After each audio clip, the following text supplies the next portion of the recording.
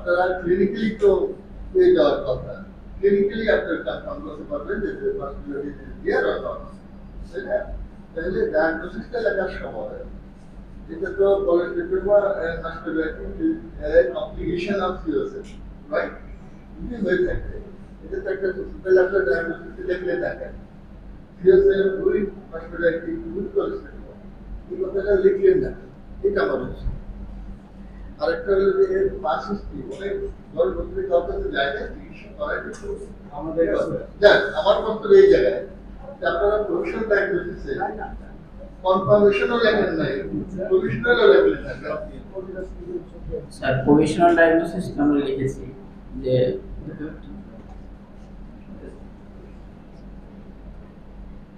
এটা প্রফেশনালি লেখার কথা। Professional diagnosis CSM with granulation tissue তো আমরা লিখতে পারছি, কিন্তু ইএনটি সার্জন ছাড়া ডায়াগনোসিস করা স্যার আসলে এটা পলিস্টেটোমা এমন একটা ডিজিজ যার স্মেল শুধু অটোলজিস্টই পাবে স্যার, অন্য কেউ করতে পারবে না। গন্ধ দেখে বোঝা যাবে যে এটা ক্যারেক্টারিস্টিক স্যার, যে এই গন্ধটা শুধু ইএনটি সার্জনরাই বুঝতে পারে, যে কারণে তো স্যার মিস্টেক হয়। যারা গ্রামে গঞ্জে চিকিৎসা করে তো সিএসএম মনে করে এটা কোনো অসুখই না, কানের ড্রপ দিয়ে দেয় গেলে কানের ড্রপ কানের পর্দা ছিদ্র থাকুক না থাকুক কানের ড্রপ দিয়ে দেয়। সব সিএসএম তো ইয়ে থাকে মাস্টারবিলিটি থাকে না না না সবগুলো থেকে না, তাহলে যারা আছে তাকে লিখতে হবে না যারা আছে সে তো আমাদের কাছে আসতে হবে, তারা তো আমাদের কাছে আসে নাই, অন্য ডাক্তার চিকিৎসা করছে, সে দিলে রেসপন্সিবিলিটি তো আমাদের না।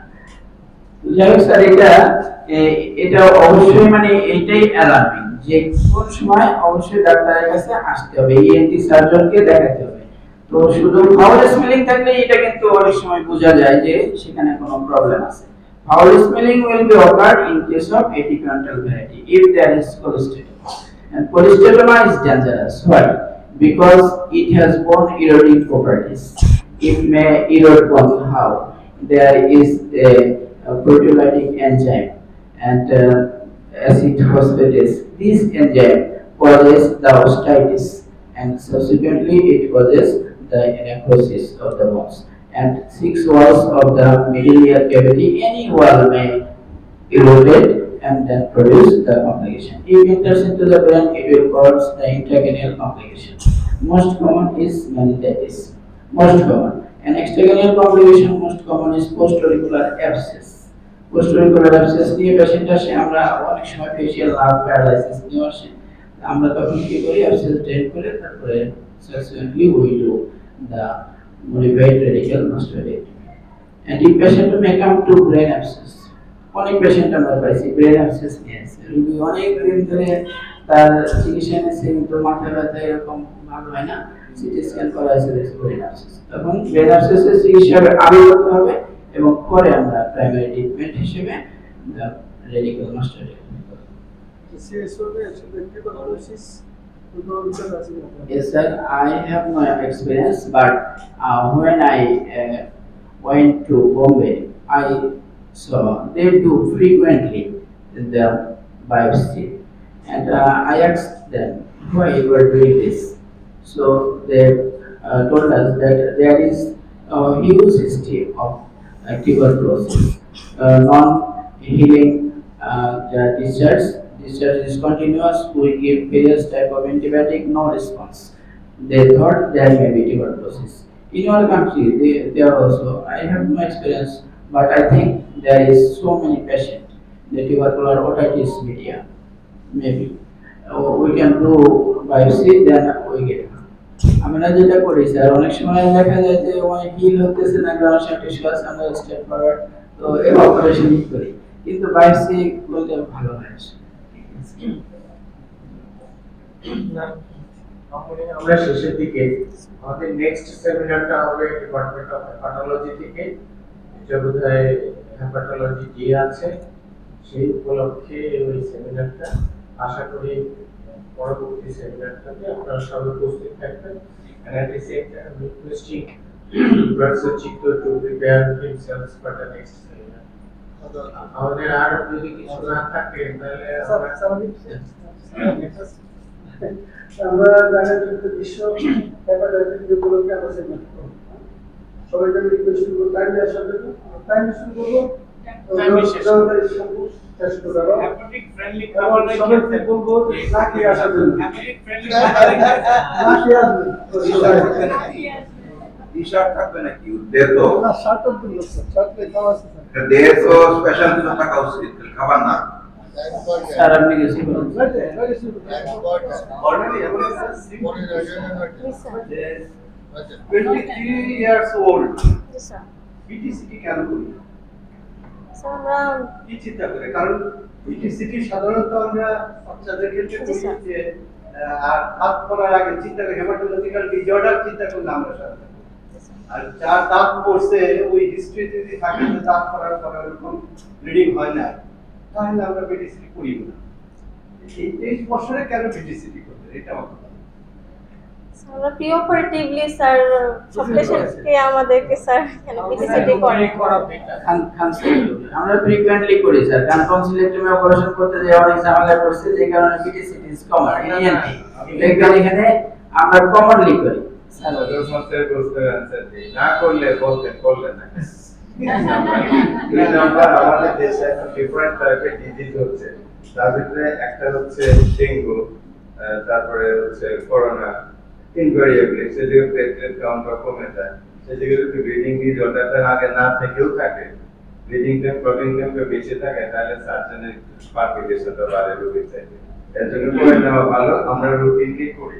এখন আপনারা সার্কাম সেশনে করেন আমরা জানি, কিন্তু কাগজ থাকে না হাতে, থাকলে পরে হয়তো করতাম না, বললে যে হ্যাঁ করছিল।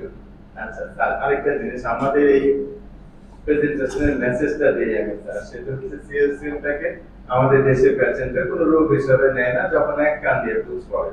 আরেকটা ঠিক আছে, এখন স্যার আমার একজন পল্লী চিকিৎসক একদিন পেশেন্ট নিয়ে আসছিল, আমি তাকে ট্রিটমেন্ট দিচ্ছি, সে আমার ট্রিটমেন্টটা তার কাছে টেবিলে নিচে রেখে 6 মাস পরে 4টা পেশেন্ট নিয়ে আসছে, বলে স্যার আমি 100 মতো রোগীর আপনার এই চিকিৎসা দিতে ভালো হয়েছে, কিন্তু এই 4টা হতেছে না, এটা রহস্যটা আমাকে বোঝায় দেন।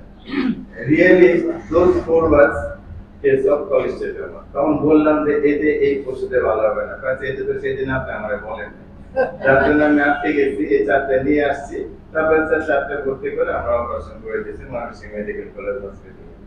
It is a good message that CSM relative with depending variety থাকে self limiting ভালো হয়ে যায়, এবং এতে হিস্ট্রিটা থাকে স্যার ইন্টারমিডিয়েট, এই ভালো এই খারাপ, যখন কন্টিনিউয়াস থাকবে তখন আমরা স্যার সাসপেক্ট করব।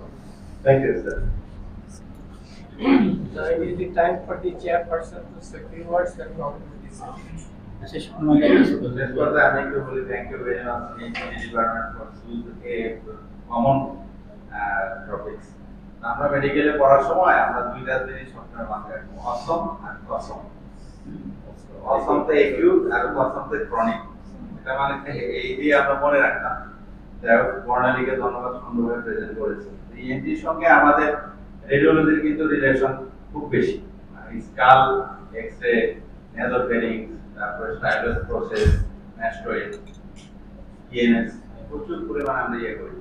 তাই এই কেসটাতে আমার মনে হয় রেডিওলজিকে একটু ইনভলভমেন্ট কম করা হবে, যেহেতু অপারেশন করা হবে, যদি এক্সরে, স্কাল, ল্যাটারাল ভিউ করা হতো তাহলে আমরা কিছু রিসপন্স দিতে পারতাম। সেখানে পিটুইটারি টুসা, তারপরে পোস্টেরিয়র সিনোড প্রসেস, তারপরে টেম্পোরাল কন্ট্রাক্টিভ, সেগুলো কেমন আছে এগুলো কিন্তু আমরা দিতে পারতাম। আর হলে এটার জন্য তো যদি সিটি স্ক্যান করি তাহলে তো কথাই নাই। আমরা যদি কন্ট্রাস্ট দিয়ে যদি না করি, নন কন্ট্রাস্ট এবং যদি থ্রিডি করি আমরা, তাহলে যে মেরিডিয়ান স্টেপস এর গোলস তিনটা এর কোনো রিলেশন আছে কিনা আমরা থ্রিডি দিয়ে কিন্তু আমরা সুন্দর ক্যাপচার করব। যাই হোক, একাডেমিক কেসে তো আমাদের ডিরেক্টর স্যার সবসময় এই বিষয়ে উদার, পারমিশন দিয়ে দেয়, ঠিক আছে একাডেমিক পারমিশন ফ্রি করো, আমি কিন্তু করে দিতে পারি। যেহেতু এটা সেমিনারে আসছে, আমার মনে হয় আমাদেরকে যদি বেশি ডেভেলপমেন্ট করা হয় তাহলে ভালো ইনফরমেশন আমরাও দিতে পারি। Thank you very much. এখানে একটা কথা যেহেতু প্রলম্বিত হলো, সেই জন্য বলে আমি যখন রংপুর মেডিকেল কলেজে ছিলাম তখন একটা বাচ্চাকে ওখানে বসছিলাম, করার পরে তার ক্যাভার্নাস সাইনাস এবং পরে কিন্তু মারা যায়, ওইটা থেকে ফেরত আসে। সুতরাং ক্যাভার্নাস সাইনাস সম্পর্কে ব্যাপারটা কিন্তু মাথায় রাখা উচিত। Anyway, thank you very much for your beautiful presentation and picking up a nice case. Now it is the time for the chairperson to say a few words and conclude the session, please. Thank you, sir. We are at the end of the session. যেটা শর্মাদা বলছিলেন যে এখানে আসলে একটা software আছে, আমাদের এখানে আছে কিনা আপনাদের সিটি স্ক্যান করার পরে আমরা কিন্তু মাল্টিপল স্লাইস দেখতে চাই, এবং এটা অনেক সময় আমরা ল্যাপটপে দেখতে পাই যে সিরিয়াল, কারণ আমরা দেখতে চাই যে ফেশিয়াল নাম কি অবস্থায় আছে, কিন্তু দেখা যাচ্ছে এখানে একটা ফিক্সড কয়েকটা স্লাইড দেয়, ওটা কিন্তু আমরা খুব একটা কিছু বুঝতে পারি না। সুতরাং মাস্টার্ড এক্সট্রা মাস্টার্ড ট্রান্সভিউ করলেও যা, সিটি স্ক্যান করলেও তাই।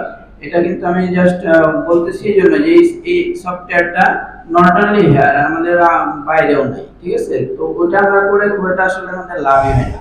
তো এই জন্য আমি শঙ্কর স্যার থাকতে বলছিলাম যে স্যার এটা এমন সফটওয়্যার কিন্তু আনতে হবে যেটা দিলে আমরা সিরিয়াল সিটি স্ক্যান ল্যাপটপে দেখে ডিটেক্ট করতে পারি যে আপনার ফেশিয়াল মাপ কোন জায়গাতে শুরু হয়েছে কোন জায়গায় শেষ হয়েছে। সিটি স্ক্যান আছে। আচ্ছা, তাহলে এইটা যদি আপনারা করতে পারেন তাহলে আমার মনে হয় এটা সবার জন্য উপকার হলো। কোন জায়গা তো দেখা গেছে abnormalities আছে, সিটি স্ক্যান দেখে আমরা বুঝতে পারি না, কারণ ফ্লোরেড এসেন্স থাকতে পারে, এটা আগে থেকে না বুঝলে তো অপারেশন ফিল্ডে যায় প্রবলেম হবে। এই জন্য ওই সফটওয়্যারটা যদি আনতে পারেন তাহলে আমার মনে হয় এটা আমাদের জন্য সবার জন্য মঙ্গল হবে। আর যেটা আমরা এখানে গর্বের সাথে বলতে চাই যে এখানে খাঁচার আসার পরে আমরা মাইক্রোস্কোপ ইনস্টল করেছিলাম, এবং তখন কিন্তু খুব কম জায়গায় মাইক্রোস্কোপিক সার্জারি হতো, ময়মনসিংহ মেডিকেলেও পারলে ময়মনসিংহ নষ্ট ছিল।